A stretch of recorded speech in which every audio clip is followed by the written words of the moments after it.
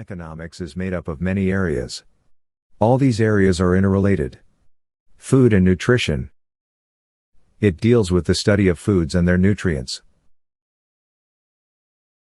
Clothing and textiles. It deals with textiles, designing and sewing clothes.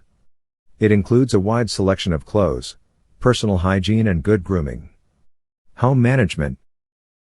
It deals with the process of using those things which the family has, to obtain the things needed by the family.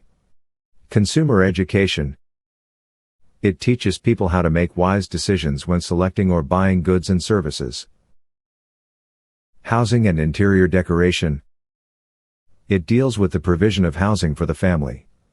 It also involves planning available space in the house, and the selection and arrangement of pieces of furniture and other decorative pieces in the house.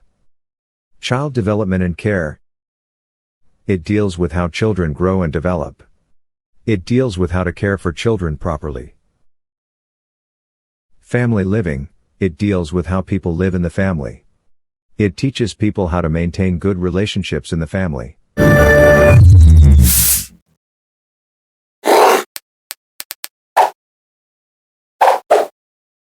Home economics is made up of